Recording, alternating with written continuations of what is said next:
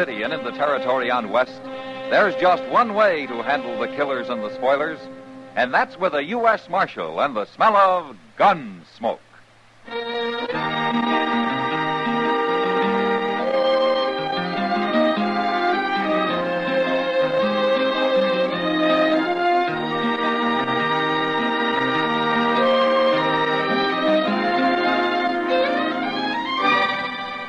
Gunsmoke, starring William Conrad. The transcribed story of the violence that moved west with young America. And the story of a man who moved with it. I'm that man, Matt Dillon, United States Marshal. The first man they look for and the last they want to meet. It's a chancy job, and it makes a man watchful and a little lonely.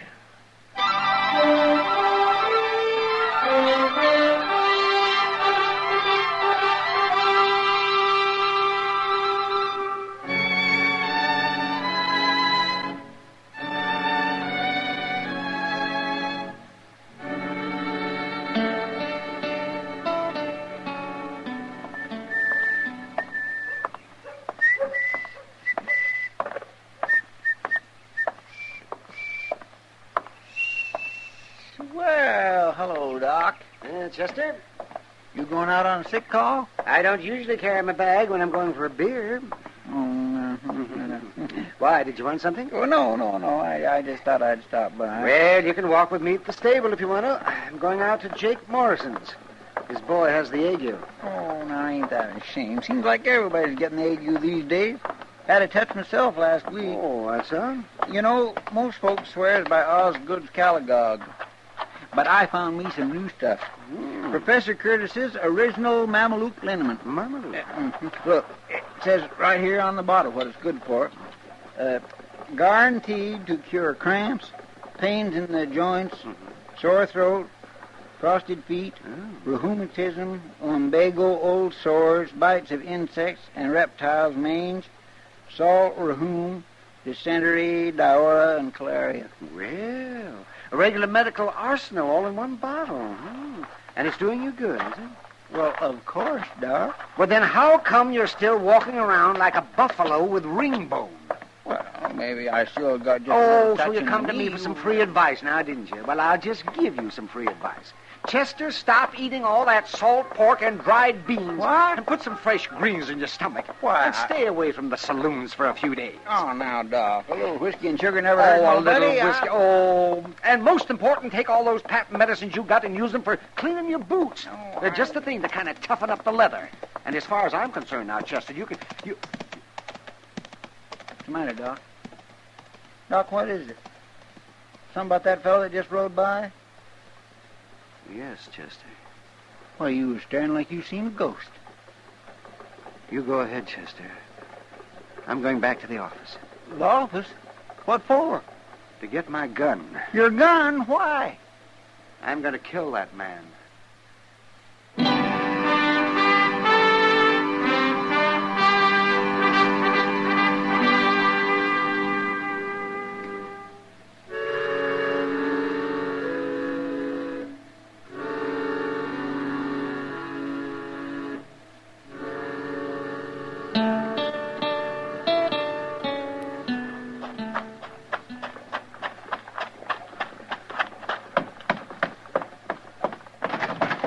Mr. Dillon?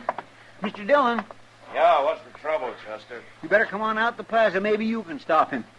I'll stop who? Doc, he's going to kill a man. Doc. Doc, yes, sir. He's gone and got his old army walker and strapped it to his belt, and he's marching up Front Street looking for the fellow, whoever he is. All right, let's go. I tried my best to stop him, but he wouldn't listen. Oh, you should have saw his face, Mr. Dillon. He means business. I never seen Doc like this. Who was the fellow, Chester? I never seen him before. Well, you know what it's all about? No, sir, but I do know one thing. I'd hate to have to face that old Walker pistol, even if 'tis an old cap and ball. Why, it'd blow a hole clean through a buffalo. Matt! Oh, wait a minute. It's Kitty at the door of the long ranch. She's waving. He must be down there. Yeah, come on. Matt, it's Doc. Is he in there, Kitty? Yeah, and he's got a gun. He's threatening some man. All right, thanks, Kitty. And if you won't come outside, I'll kill you where you stand. I told you I'm not going to fight you. That's up to you. But I'm going to kill you whether you defend yourself or not. Doc. That's enough. Matt, you stay out of this. Happens to be my business, Doc, when a man threatens another man in this town. When the other man doesn't want to fight, won't defend himself, it could turn out to be murder. You think I don't know that? You must want to kill him pretty bad. I've wanted to for a lot of years. Why? I've got good reasons, Matt. But you won't tell me, huh? No. All right, what about you? I could say I don't know, but I'm just a stranger passing through town. But I know. There's no good reason for murder. I guess he thinks there is. Do you? Not many men would say yes to that, now would they, Marshal? But you won't defend yourself, huh? I won't draw with him, no. If he's going to shoot me, he'll have to take the consequences. I'm not a fighting man, Marshal. I'm a miner. Me and my partner here, we're just traveling through Dodge. We don't want any trouble. That's right, Marshal. We made our strike out in Arizona Territory, and we're headed back for St. Louis. Oh, we was just minding our own business, having a quiet drink when this fella comes along. What's your name? Clem Maddow. This is Ben Bartlett, my partner. We don't want no trouble. You won't have any. Go on back to your drinks. I'm going to kill him one way or the other, Matt. And you can't stop me. Look, Doc, you're taking an awful lot for granted. Maybe you think I won't throw you in jail for threatening murder. Maybe you think because you're the town's only doctor that you can get away... Matt, listen. No, you listen to me. You're forgetting a lot you ought to remember, Doc. For instance, your position in this town. You ought to be setting an example instead of acting like an ordinary gun hand. And more important, your responsibility. Another man's life may be his own risk, but yours belongs to this whole town. And a good many lives depend on you. So you calm down and you put that gun away.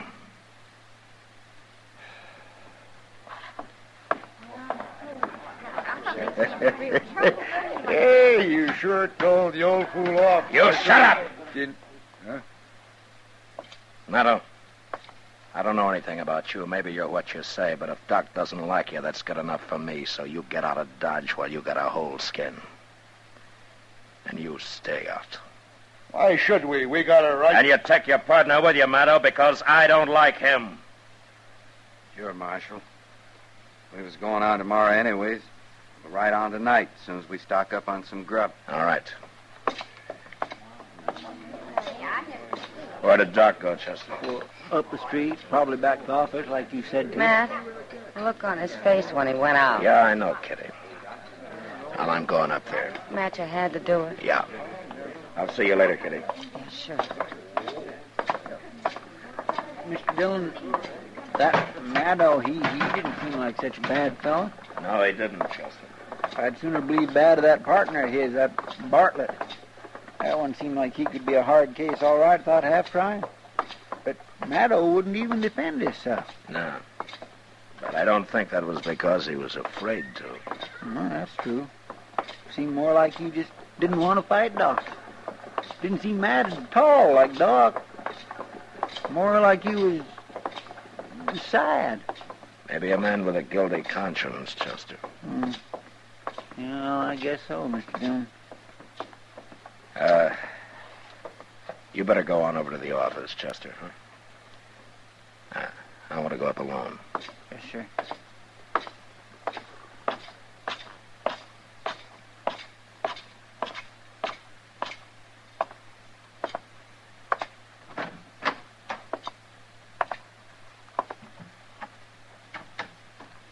Doc.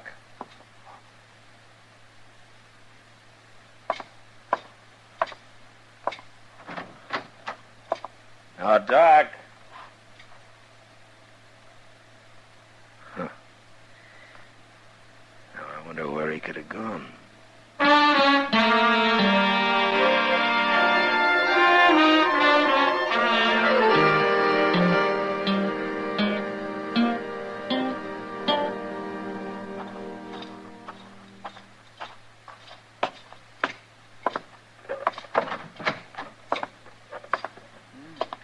Did you find him, Mr. Dillon? No, Chester. Well, he didn't show up at Delmonico's for his supper, and it's way past his usual time. I've been watching the office and his light ain't come on. Of course, he could be sitting up there in the dark. I just tried again. He's not there. Mr. Dillon, you don't reckon he might have just left town? Run away? Because of what I said? Not Doc. He's too bullheaded for that. Most likely he's out there somewhere with that old pistol of his looking for Maddo. Yeah, I'm afraid you're right. Doggone it, I don't know what this town would do without Doc. He can be awful irritating at times and all, but... Hey, that was a shot. Yeah, come on.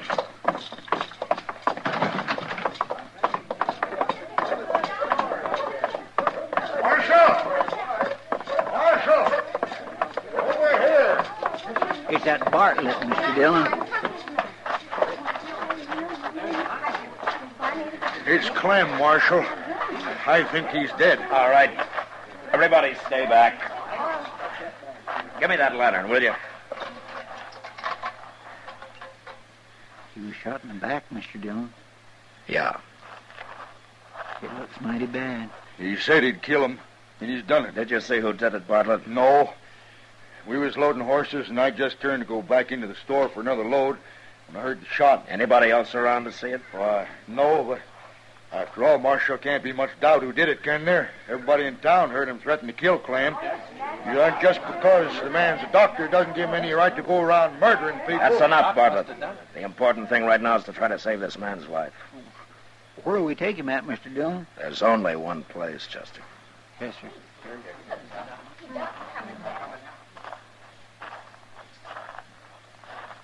Now, where have you been, Doc?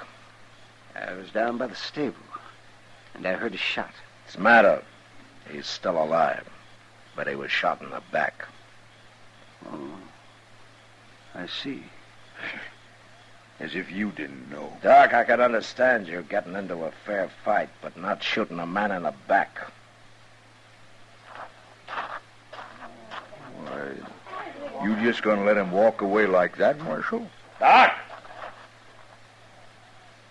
He's gonna die if he doesn't get attention right away, and you're the only doctor in town. You gonna let him die? Where do you think I was going, Matt? Bring him up to the office. I'll have everything ready.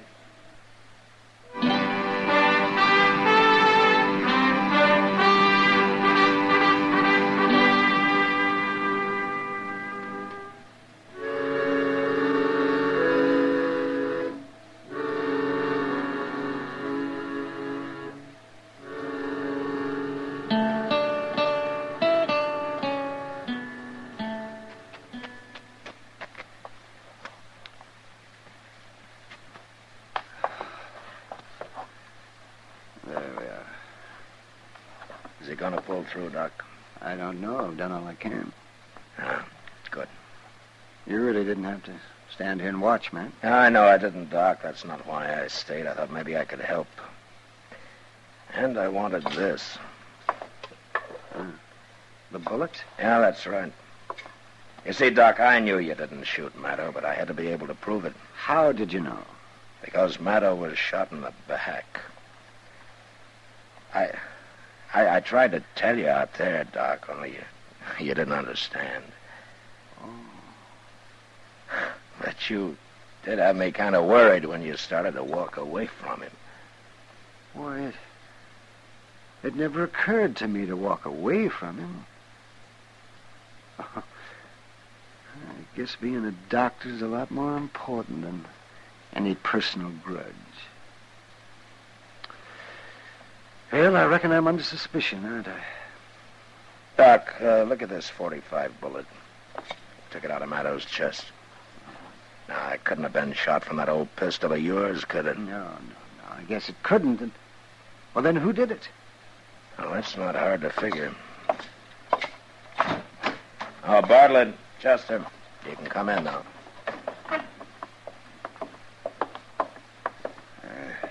How is he, Marshal? I think he's going to be all right. He ain't gonna die? Say, that's mighty fine. Well, I was plenty scared with this man operating and all. You needn't have worried. He's a doctor and a good one. You see, he didn't shoot your partner. He didn't? No, we have the proof for that. Who did? And there's only one other man in town who'd have had any reason to. A coward who saw a golden opportunity to double his takings of a mining strike by shooting his partner in the back.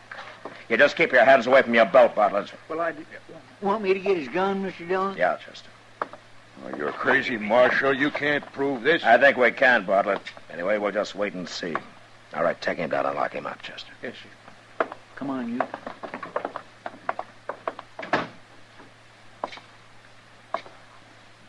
Doc, looks like Meadows gonna come too. Yes, maybe.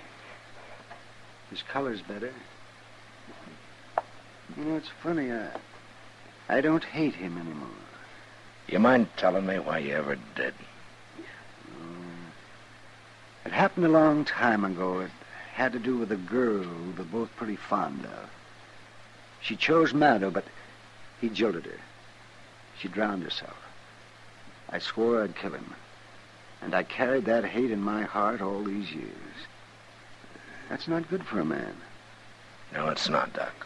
Well, you brought me to my senses, Matt, in that saloon. Thank you. Well, I looked all over for you afterwards. Well, I guess I was out of Jake Morrison's. I remembered I had to treat his boy for the ague, so I did. Doc. Oh, yes, Clem. Now you just take it easy. That's right. You lie still. You're going to be all right. Doc, I wanted to tell you I'm awful sorry for what happened. Maybe sorrier than you. I loved her. I would have come back if I could have. Well, I guess I never even thought of that. Well, we've both been sorry too long. It's all over now. Thanks, Doc. Now you just go on to sleep. You get your rest there now. And the world will look a lot better to you tomorrow. That's it. That's it. Well, good night, Doctor. Good night, man.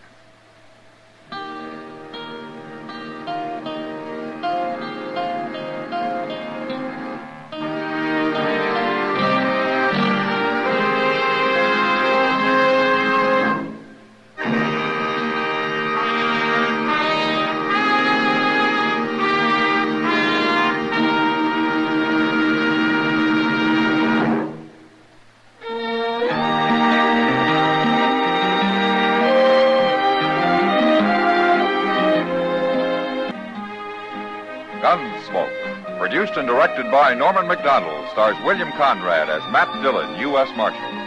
The special music for Gunsmoke was composed and conducted by Rex Corey.